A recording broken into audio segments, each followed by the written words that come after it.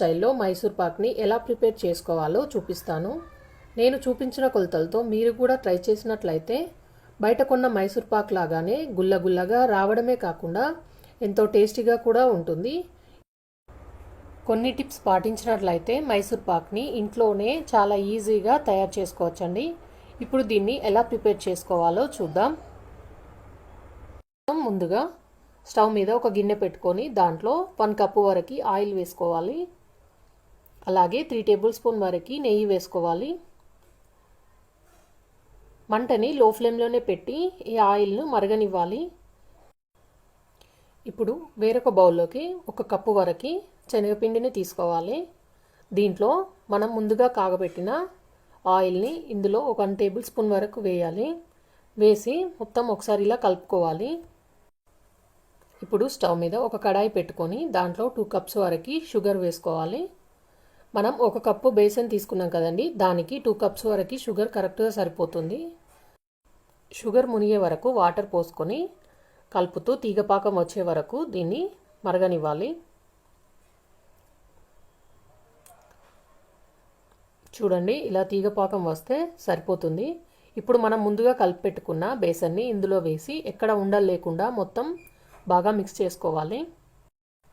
ఇది ఇలా చేస్తుండగానే మనం స్టవ్ మీద పక్కన ఆయిల్ని వేడి చేస్తూ ఉండాలి. ఇలా ఎక్కడ ఉండలు లేకుండా మొత్తం పిండి కలిసిన తర్వాత దీంట్లో మనం పక్కన వేడి చేసిన ఆయిల్ని ఒక్కొక్క గంట వేస్తూ బాగా కలుపుకోవాలి. దీంట్లో వేడివేడి ఆయిల్ వేయడం వల్ల మైసూర్ పాక్ గుల్లగుల్లగా వస్తుంది. ఇలా మళ్ళీ ఒకసారి గరిటెతో వేడి ఆయిల్ పోసి బాగా కలుపుకోవాలి. ఆయిల్ పక్కన స్టవ్ మీద వేడవుతూ ఉండాలండి. మనం పక్కన వేడి చేసుకున్న ఆయిల్ మరియు నెయ్యిని అయిపోయే వరకు ఇట్లా వేస్తూ కలుపుకోవాలి. పిండి కడాయికి సపరేట్ అయిపోతుంది చూడండి, మనం ఇలా కలుపుతున్న కొద్దీ. అంతే అండి, ఏదైనా లోతుగా ఉన్న గిన్నెలోకి కానీ ట్రేలోకి కానీ ఆయిల్ అప్లై చేసి ముందుగానే పెట్టుంచుకోవాలి. ఇప్పుడు దీన్ని వెంటనే ఆ గిన్నెలోకి ట్రాన్స్ఫర్ చేసుకోవాలి. బాక్స్లోకి వేసుకున్న తర్వాత దీన్ని ఎక్కువగా ప్రెస్ చేయని అవసరం లేదండి, మామూలుగా వదిలేస్తే సరిపోతుంది.